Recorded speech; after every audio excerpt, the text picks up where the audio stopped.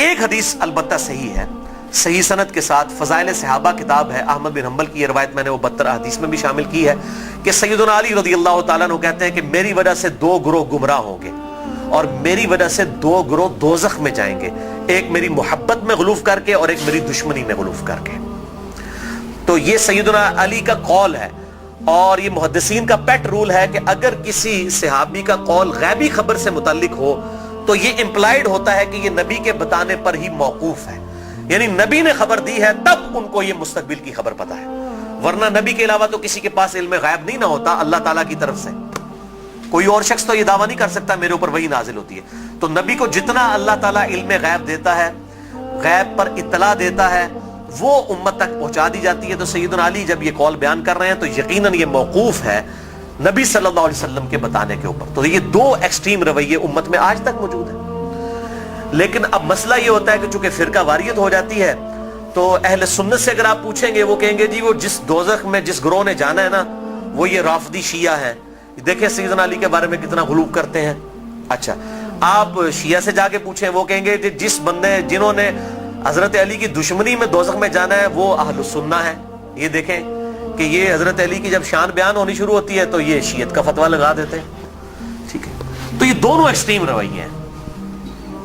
اہل سنت کے ہاں بھی ناسبی موجود ہیں جو سیدنا علی سے بغض رکھتے ہیں، آج تک موجود ہیں، اور ان کی زیادہ تر تعداد جو ہے وہ اہل حدیث اور دیوبند مکتبہ فکر کے اندر موجود ہے۔ آپ کچھ بریلیوں میں بھی ایک کا دکا دانے آنے شروع ہو گئے ہیں، اور اسی طریقے سے جو رافضیوں کی اکثریت ہے وہ اہل تشیع کے ہاں پائی جاتی ہے جو کہ سیدنا علی کے بارے میں غلو کرتے ہیں۔ اہل سنت کا درمیان میں مسلک ہے اس حوالے سے، اور اس میں وہ امام شافعی کا شعر کوٹ کروں گا ضرور، جو انہوں نے دیوان الشافعی ان کا اپنا دیوان چھپا ہوا ہے، اس میں کوئی سند کی ضرورت نہیں ہے، اور تمام ائمہ محدثین نے اپنی حدیث کی کتابوں میں اس قول کو نقل کیا ہے، اسماء الرجال کی کتابوں میں اس قول کو نقل کیا ہے۔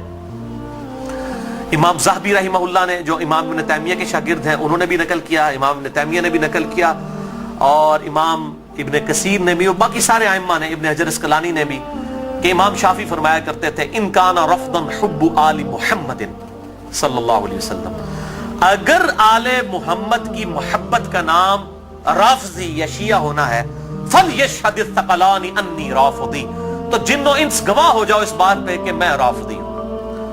کہ اگر سیدنا علی سے محبت کا نام شیعہ ہونا ہے اور تم مجھے بلیم کرتے ہو کہ میں علی سے محبت کیوں کرتا ہوں، آل محبت سے محبت کیوں کرتا ہوں، اس کی بنیاد پہ تم مجھے شیعہ کہتے ہو، تو گواہ ہو جاؤ میں شیعہ ہوں۔ اور میں نے اس میں پھر ایڈ کیا کہ اگر آج امام شافعی زندہ ہوتے تو میں کہتا کہ شیخ صاحب آپ میرے بھی کچھ اشعار اس میں ایڈ کر لیں۔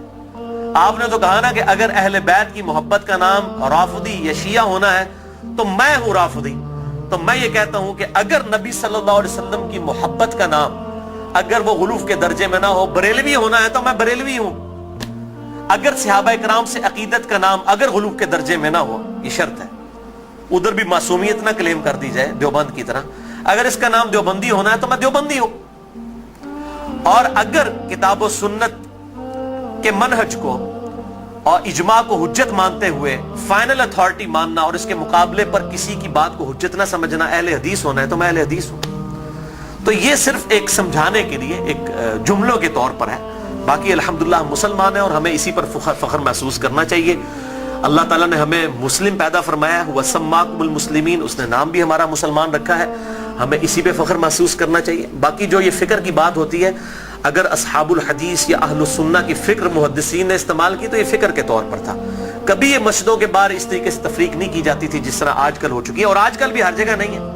پورے سعودیہ میں اس طرح کی تفریق نہیں ہے کہ مسجد کے باہر آپ کو اس طرح کی چیزیں ملیں، یا ملیشیا کے اندر جن ملکوں کے اندر تھوڑی ہوش آئی ہے تو ان چیزوں سے چیزیں پاک ہیں۔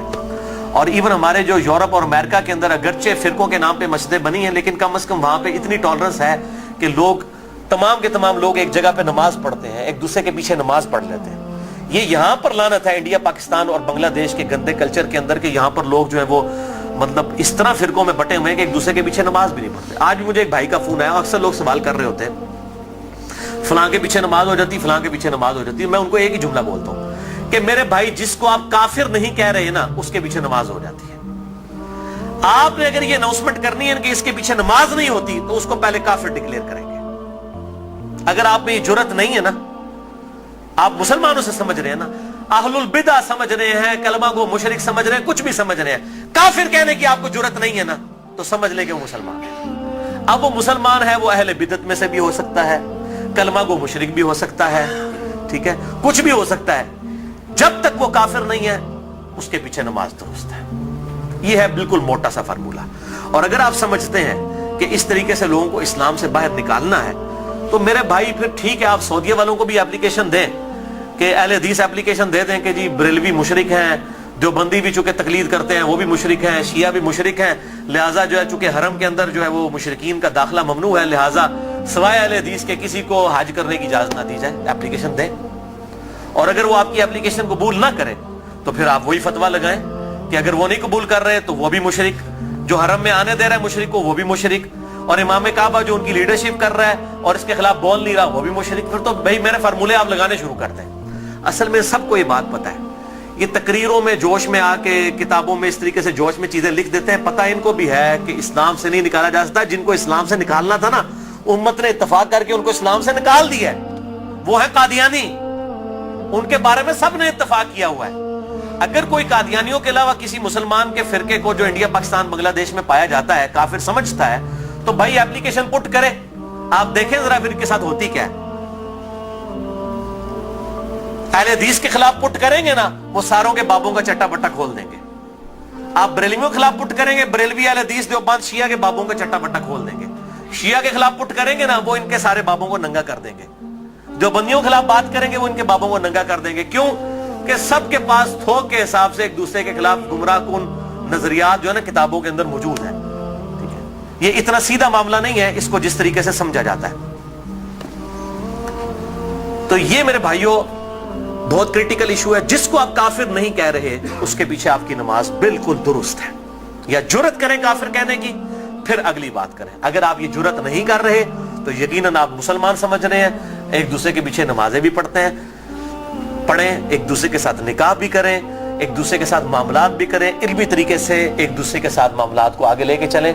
बाकी तो हालत ये हो चुकी है मेरे भाई के यहां तो एक फिरके के जो लोग हैं उनमें कितनी पार्टी बाजी है।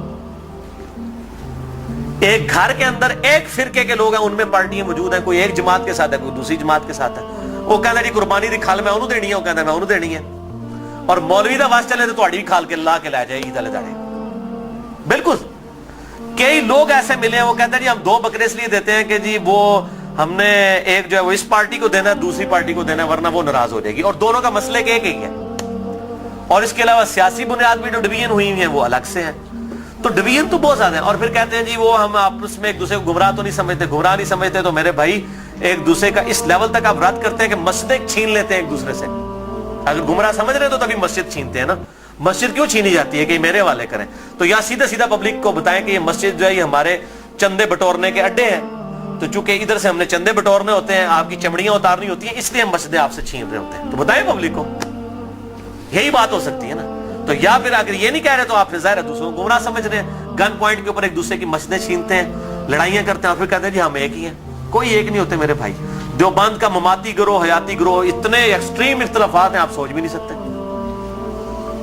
बरेलवियों के अंदर आप आ जाएं, दावत इस्लामी को देख लें और डॉक्टर तैयब कादरी साहब और सैफियों की पार्टी जमीन के आसमान की इख्तिलाफात है। अहले हदीस के अंदर आप आ जाएं, वहां पे जमात दावा को देख लें, जमीयत अहले हदीस को देख लें, जमीन आसमान की इख्तिलाफात है। मैं तो मतलब जिन्होंने कहते ना कि पंजाबी मुहावरा दाइयां को नहीं टेढ़ छुपे होते हैं। मैं तो सारे नाल रहा, मुझे तो पता है इनकी सबकी क्या सूरत हाल है। चंदों की बुनियाद के ऊपर लड़ाइयां होती हैं और बाज़ औक़ात जो है वो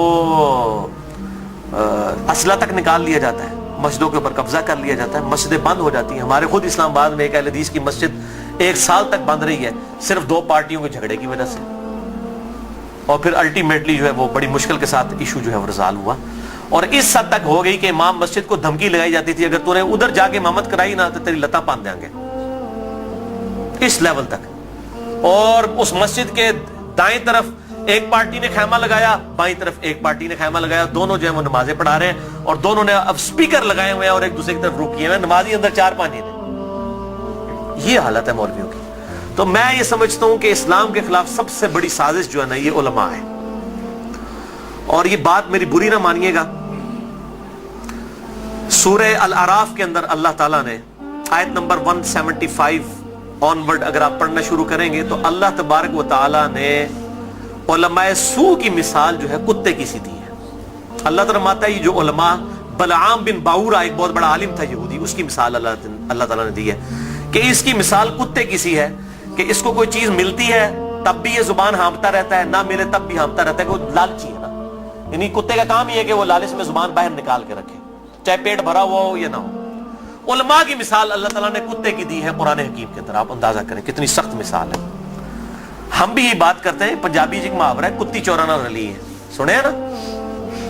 یعنی چور سے بچانے کے لیے، گھر کی حفاظت کے لیے کتا رکھا جاتا ہے. جب کتا ہی چوروں کو بتانا شروع کر دے کہ فلاں قیمتی مال فلاں جگہ پہ اس کو لوٹ لو، تو اس کو پنجابی میں کہا جاتا ہے کتی چورانا رل گئی ہے. یعنی کتا جو ہے وہ الٹا چوروں کے ساتھ مل گیا ہے. ہمارے علماء کی بھی مثال یہی ہے، وہ علماء جو اپنی پبلک کو یہ کہہ رہے ہیں قرآن و سنت ڈائریکٹ نہ پڑھنا گمراہ ہو جاؤ گے. تو یہ اس سے بڑی کیا دشمنی ہے؟ ہم غیر مسلم کو کیسے قرآن پیش کریں گے اگر ہم اپنے مسلمان بھائی کو یہ کہہ رہے ہیں قرآن ڈائریکٹ نہ پڑھنا گمراہ ہو جاؤ گے؟ کیوں کہہ رہے ہوتے ہیں؟ کیونکہ ان کو پتہ ہے قرآن میں وہ کچھ لکھا ہے جو ہمارے عقیدوں، ہمارے بابوں کے عقیدوں کے خلاف ہے. اگر یہ بات کریں گے تو گمراہ ہی ہوگا نا. تو یہ جو پٹی پڑھا رہے ہیں، مجھے پتہ ہے اس سے بڑے اسلام کے دشمن کون ہیں. اب آپ ان کی پگڑیوں سے، داڑیوں سے، تسبیحوں سے، ان کی شکلوں سے دھوکہ نہ کھائیں. اسلام کے بہت بڑے دشمن ہیں یہ لوگ. اللہ تعالیٰ ان کے شر سے محفوظ فرمائے. تو بات کہاں سے کہاں نکل گئی. اللہ تعالیٰ فرماتا ہے ہم نے ماں باپ، ان کو ماں اور بیٹے دونوں کو جہان والوں کے لیے بہت بڑی نشانی بنایا تھا. ان ھذہ امتکم امۃ واحدہ، اے نبیوں کے ماننے والوں، یہ سب کی سب امتیں، تمام نبیوں کے پیروکار اور انبیاء کی تعلیمات ایک ہی تھی. وَأَنَا رَبُّكُمْ فَاعْبُدُونَ، اور میں تمہارا رب ہوں پس میری ہی عبادت کرو. یعنی عیسیٰ، موسیٰ، ابراہیم، نوح علیہم السلام اور محمد رسول اللہ صلی اللہ علیہ وسلم، یہ ایک ہی درخت کی شاخیں ہیں، ایک ہی درخت کے پھل ہیں. یہ کوئی ڈیفرنٹ تعلیمات نہیں ہے، بنیادی عقائد سیم ہے. ہاں وقت کے ساتھ ساتھ اللہ تعالیٰ نے شریعت کے اندر کچھ تبدیلی کی، لیکن بنیادی عقیدہ توحید سب کا سب ایک، اور وہی اللہ تعالیٰ نے بات کر دی. وَأَنَا رَبُّكُمْ، اور میں ہوں تمہارا رب، فَاعْبُدُونَ، پس میری عبادت کرو. وَتَقَطَّعُوا أَمْرَهُمْ بَيْنَهُمْ، مگر لوگوں نے پارا پارا کر دیا آپس میں دین کو. کُلٌّ إِلَيْنَا رَاجِعُونَ، سب کے سب کو لوٹ کر ہمارے پاس آنا ہے. اللہ تعالیٰ فرماتا ہے ہم نے ایک دین دیا تھا لیکن لوگوں نے فرقے بنا لیے.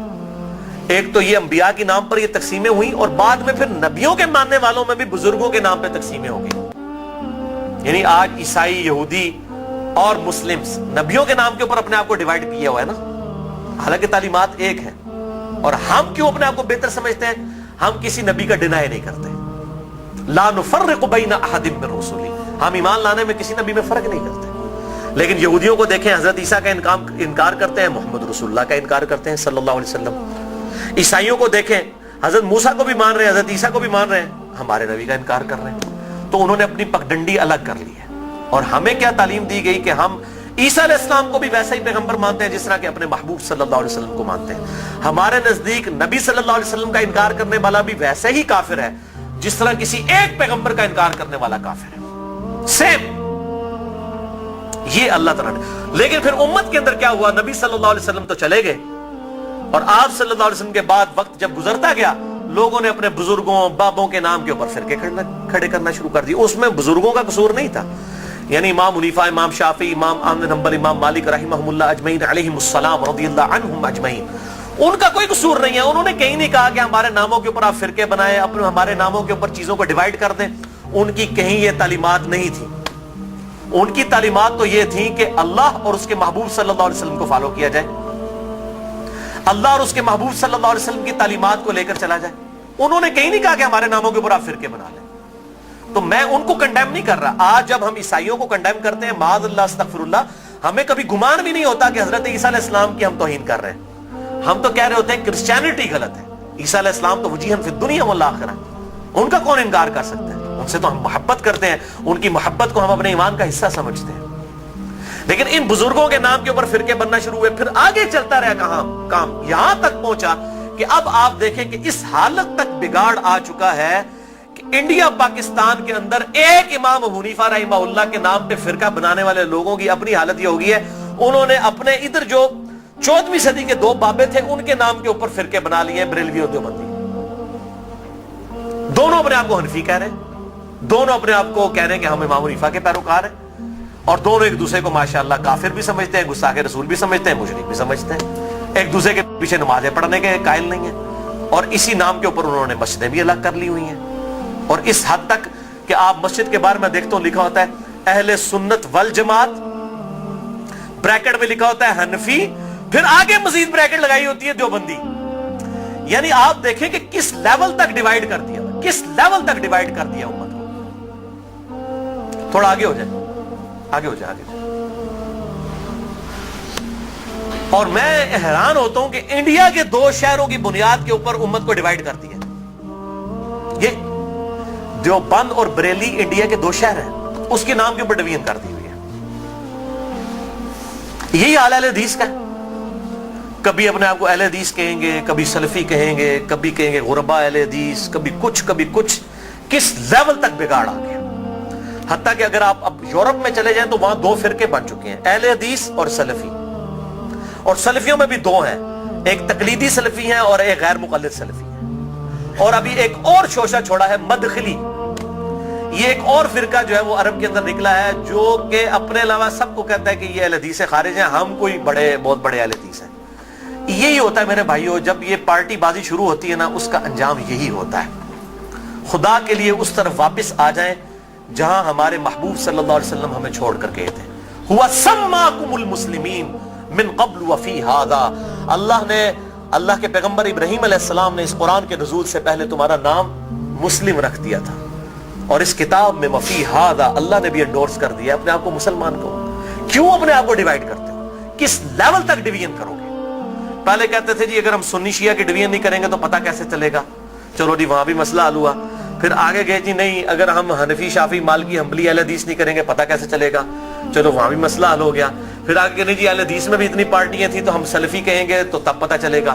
میرے بھائی یہ جتنی دمیں لگائی ہوئی ہیں نا، میں ان کو دمیں کہتا ہوں، یہ آپ دمیں لگاتے چلے جائیں، اس کی کوئی اینڈ نہیں ہے، سوائے اس کے کہ امام مالک رحمہ اللہ کا قول ہے، وہ فرمایا کرتے تھے اس امت کے آخری حصے کی بھی ہدایت ویسے ہی ہوگی جس طرح کے ابتدا کے حصے کی ہوئی تھی. صحابہ کرام علیہم رضوان، اہل بیت، بریلوی، دیوبندی، اہل حدیث، شیعہ، اہل سنت اس تفریق سے بہت بالا تھے. آج بھی الحمدللہ وہ مسلمان اس پیٹرن کے اوپر. مجھے کہتے ہیں لوگ جی وہ آپ کس فرقے سے ہیں؟ میں کہتا ہوں جی میں اس گروہ میں شامل ہوں. فرقہ تو ہے ہی اسلام میں حرام، ٹھیک ہے. اللہ تعالیٰ نے واضح طور پہ فرما دیا ہے کہ ان الذین فرقوا دینہم وکانوا شیعا لست منہم فی شیء. اے نبی جنہوں نے دین میں فرقے بنائے اور اپنے آپ کو گروہوں میں بانٹ لیا، آپ کا ان سے کوئی تعلق ہی نہیں ہے. سورۃ الانعام آیت نمبر 159. اس طریقے سورہ آل عمران کے اندر ہے وَاعْتَصِمُوا بِحَبْلِ اللَّهِ جَمِيعًا وَلَا تَفَرَّقُوا. اللہ کی رسی یعنی قرآن کو، صحیح مسلم میں آتا ہے غدیر خم کی حدیث میں کہ یہ قرآن ہے اللہ کی رسی، اس کو مضبوطی سے پکڑ لو، فرقوں میں مت بٹو. پھر پوچھ رہے ہوتے ہیں فرقہ کون سا ہے، تو میں پھر آخر میں تنگ آ کے کہتا ہوں میرے بھائی میرا وہی گروہ ہے جو صحابہ کرام کا تھا. اگر صحابہ بریلوی تھے تو میں بریلوی ہوں، اگر صحابہ دیوبندی تھے تو میں دیوبندی ہوں، اگر صحابہ اہل حدیث تھے تو میں اہل حدیث ہوں، اگر وہ شیعہ تھے تو میں شیعہ ہوں. وہ کہتے ہیں نہیں جی صحابہ تے مسلمان ہی سن، لیکن ہون لوڑ پیندی ہے. تو میں کہتا ہوں میرے بھائی آج ضرورت کس طرح پڑ رہی ہے؟ اگر آج ضرورت پڑ رہی ہے تو نبی صلی اللہ علیہ وسلم کا کام تھا یہ امت کو بتا کے جاتے کہ میرے بعد یہ ہوگا تو جو اس فرقے کا نام ہوگا وہ صحیح ہوگا. بتائیں.